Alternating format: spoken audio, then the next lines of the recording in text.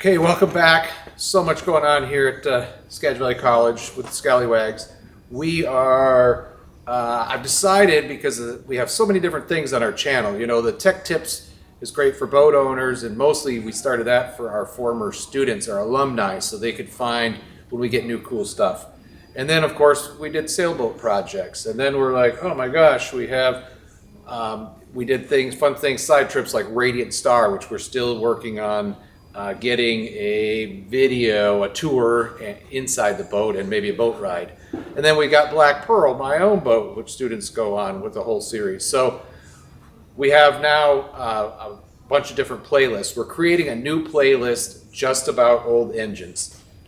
This is not really what we teach here at the school. This is just a passion of mine and some of our other stuff. So good friend Sam Devlin has that 6-cylinder we've been playing with on the Gardner, and he purchased this engine here, this 3LW, which I think, big shout out, Joe McCool's been helping us on the 6-cylinder. He's going to help us out on this one. It needs a few things. I think this is one of them that actually got shipped over from from Ireland, I guess. We'll see. But so on this engine, and then we have, so there's two Gardners. We also have a old Hicks gasoline engine, which a local guy here is restoring, and we're going to put it into a boat for Emerald Marine, one of my favorite little wooden boat building shops here in Anacortes. And then we have a Detroit diesel. And so as you go through, if you're looking at this video, depending on what you're interested in, if you just want to skip and see the Hicks, then go ahead and jump to this one.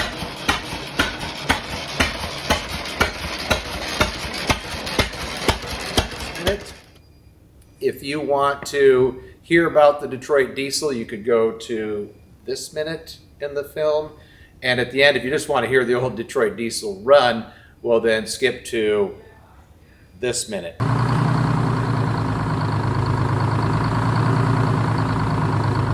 But we're going to go through and showcase all of the different projects, starting with this 3LW. We got the Hicks. We're going to talk about the work we've been doing on our 6-cylinder Gardner, and then we'll finish it up with the Detroit. So if you don't like old engines, skip out of here right now. But if you do, check it out. So this engine here is great. As far as I know, it's supposedly all rebuilt. We have to free up the fuel rack. Right here is stuck, so we're going to open this up and free up the fuel rack. We're going to put fuel to it. I'm going to use one of our pre-lube bottles and squirt some oil around everything and roll it over. The manifold, the exhaust manifold, looks a little hungry. We're going to work on that. We need to get an alternator mounted on the front and a pulley here. I'm working with Joe on that. Hopefully that would be great. A little bit, we're going to fix this tube here. One of the big things we want to do is we're going to try and drive a seawater pump, because this is going to go into a boat and we need water-cooled exhaust for it. And so I think we're going to try and do like we did on the 6-cylinder, which has a truck alternator driven off from this shaft. I think we're going to try and build a bracket and just mount our seawater pump right here, and the alternator up over here. So we'll get a little bit of modern things on this old diesel. But this is super cool. Can't wait to get it running. And I'm sure for those Gardner fans, you'll enjoy that too. So we'll film all the work we're going to do. We're going to paint and clean up and polish this as best we can as well. So that's it for the 3LW. Let's check out that old Hicks 8-horse gas engine. It doesn't matter. Power boats like this one, holy crow. Let's take a look. What is this? Distraction. Yeah. Clifton, I like the shape of this. By the way, Clifton's running the camera today on Fun Fridays. We've been building our Guimas Island skiff. Good times. But this is the kind of stuff that I wonder about. I don't think she'd float right now. That's why we don't do wooden boats. That's why we don't do wooden boats. Yeah. Probably still salvageable though. It's just one plank. Do a little refastening. We'd have to talk to the resident wood butchers. That's the beauty of wooden boats, is that they're infinitely repairable. I know. Look at Leo with tally-ho. You can fix anything. Well, turns out this boat is on its way up, not on its way out. We're going to get a great story. Emerald Marine has moved this into one of their buildings. It's got an old Hicks make or break engine, and it's just going to be a cool story. So stay tuned for that. Let's go back to looking at boats. So another. This boat needed a rescue. Yeah.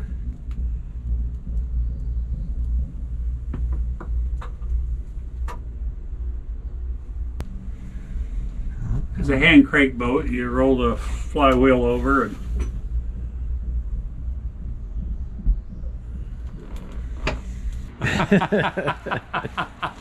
That Elton sure is a great guy.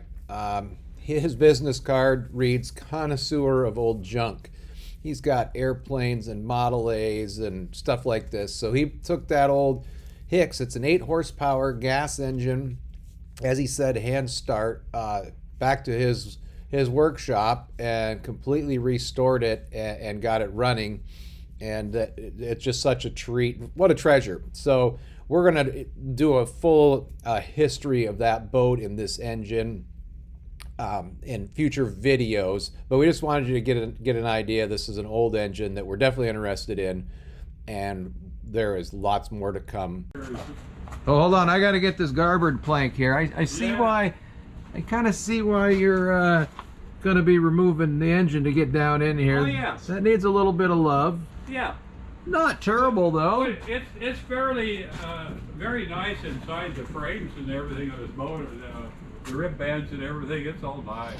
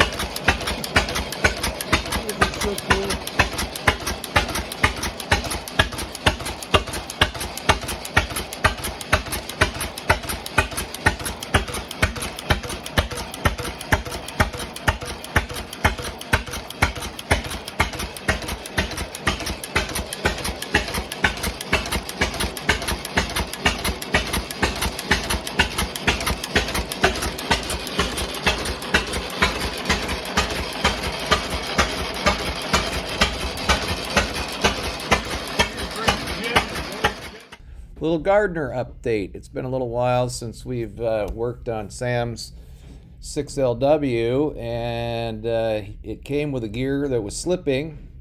That white one there is a new, well, not new, reportedly running takeout that we're going to fit to the back of the motor. And so Alex there did a great job. They jacked up the motor and pulled off the old gearbox. We got the new one installed, and that is getting it ready to paint. And we should have a nice working motor transmission combination. Hold on, I wasn't running the camera. What's going on? Clutch pack, transmission, realignment. I don't see a hammer. Oh. Oh, hydraulically pinches together. Okay. What's with the gears though? Okay. Oh. Without even a hammer. Well done, gentlemen. It's definitely the wrong color. Some had one. I don't know where they are. Okay, they're just. What's that? The bolts? Yeah, I took the bolts all on this rail. We might just need to rotate. Money shot. Well, maybe. Close. Oh, yeah. Okay, beautiful. Art, welcome back. Thanks. So next thing we did is we degreased, washed, cleaned the gear off as best we could, and we gave it a nice coat of OSFO, a little rust converter, try and get it prepped as best we can and all taped off and ready for paint. All right, we had a couple of the NCTA Marine students who had a little interest in the project, and so they got some green paint and started painting up to match as best we could. That green is not a factory Gardner green, and it'd be ideal to paint the whole thing as a unit, but we thought we'd at least get it taken care of and paint it close to matched. And so there it is. The 6LW is ready to go. We're going to put a battery on it here and crank it up pretty soon. We got to do that every year or twice a year just because it's such a cool engine. What we're doing this morning is firing up another one of our old marine engines, which is a passion of mine. And we like to compare and contrast that. And so what we have is an old Detroit diesel. It's a 671, and which means it's a 6-cylinder 71 series. And we got this, it's a really cool story, out of a local shrimp boat. We don't have a lot of shrimp boats out here on the West Coast, but there are a couple that fish actively. And he replaced this old diesel motor about 8 to 10 years ago with a new John Deere just like this. And just so you can get a frame of reference, that John Deere 6068 high pressure common rail, new delivery of the fuel systems, has twice the horsepower and uses half of the fuel. Okay?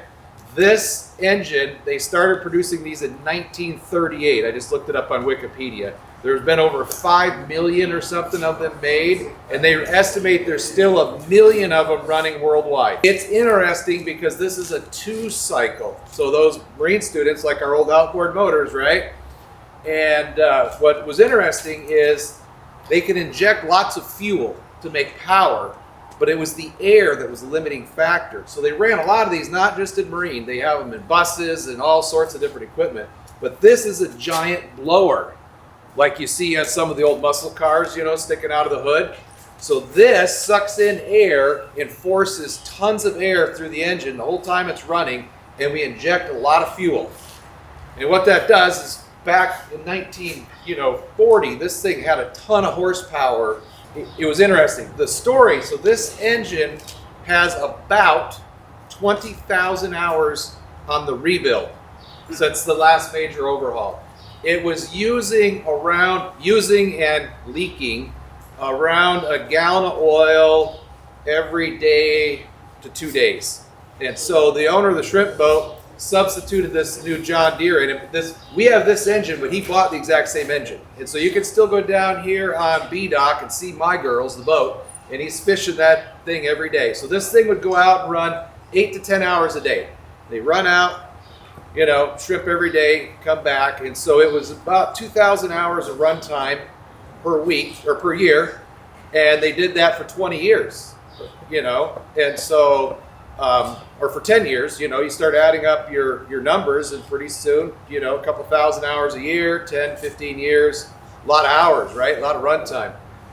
We only started once a year, typically. You can watch on the YouTubes, there's a lot of these things running away, which means that if the fuel rack, these have uni injectors, and it's an interesting design where the fuel injection system's under the valve cover, but if you get components that stick, and it doesn't regulate itself, it can go crazy.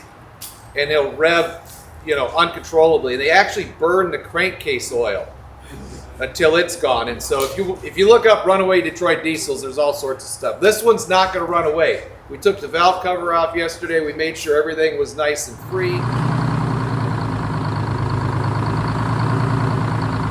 afternoon group already got to hear it run. But you can still see it's running. You can see why they don't particularly care for these anymore, from the amount of smoke that they put out and the amount of noise and all the other, you know, attributes. But it was old iron, and these things were really quite cool. And so they also had them in, like I said, buses. They put them in little tanks. A lot of the landing crafts that they use over on the Normandy, like Detroit diesels, were just known for that. I knew a little sailboat that had a 171 Detroit diesel in it.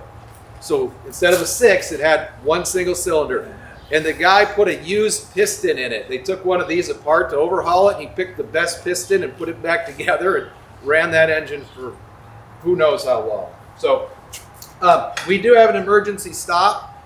If we have trouble with this thing and you see engines that run away, the only way that you can stop combustion is to get rid of the fuel or the oxygen. You can't get rid of the fuel is what a runaway is. So we've got this end of the airbox blocked off permanently, and we made a custom little aluminum deal so we could actually snuff this out. It's really not good to leave diesels sit around for 12 months and then start them, 3 or 4 times. But Mike, you said they've been made since the 30s. 1938. When do you think this one was? I don't know. I haven't run the serial numbers, but I know that boat, it was probably in the 60s or something that they put it in that old shrimp boat. Yeah. And they overhauled it, and then the guy ran it another 20,000 hours, and so it's just When did they crazy. stop making that model? I don't know. Okay. Detroit now has got 4-cycle new series, Right, so right. Hey Mike, do you have maybe a comparison, like over the road, how many miles it would take a vehicle to get to the equivalent of 20,000 hours? no, I think probably 1 million. I don't know. They had these in truck. Yeah, they're crazy. Yeah. So, anyways, it's a little loud, but you guys are back there, and so. Oh,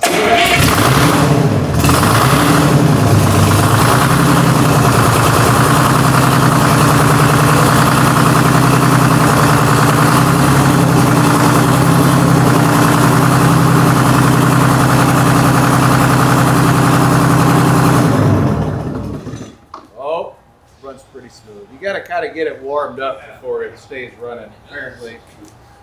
Anybody have any questions yet? You guys can smell, it's not the most efficient running diesel. It's great at killing mosquitoes. I think the state of California would not let us drive this down there.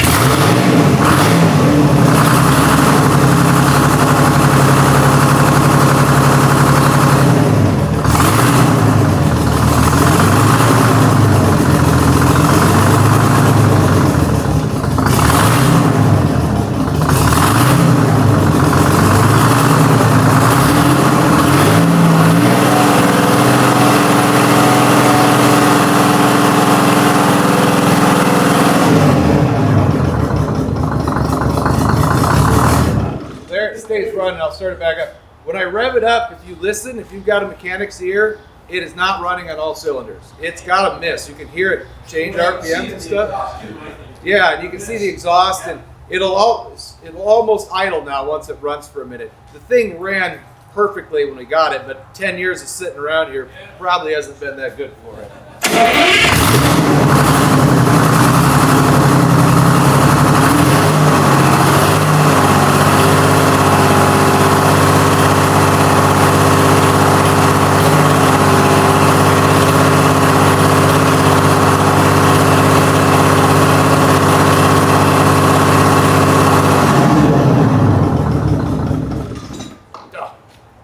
Almost ran. So if you look at the Marine crew goes out and looks at some of the aero launch boats, the littler ones, those are still running Detroits. A lot of times these are, an instructor, Matt, fishes with 2 of these. He's got the 6 Vs, so instead of an inline, a V. But he still goes to Bristol Bay and runs 2 of these every season. And they like to be run,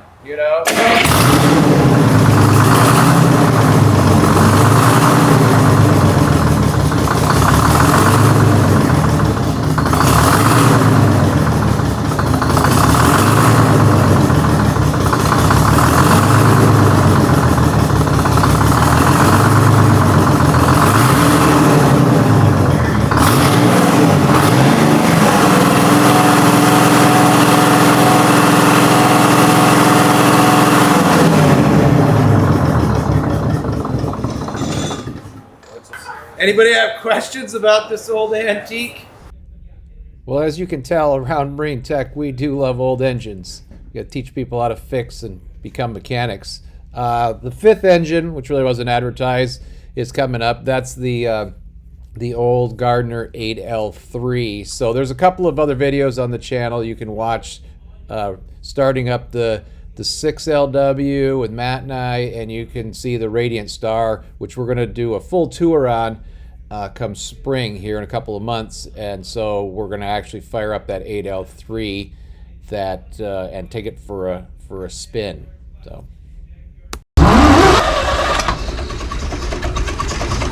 Oh, there she's going to get head on all cylinders pretty soon. Yep. Well, it's been cold down here. It's been off in the boat. So. Get a little oil through it.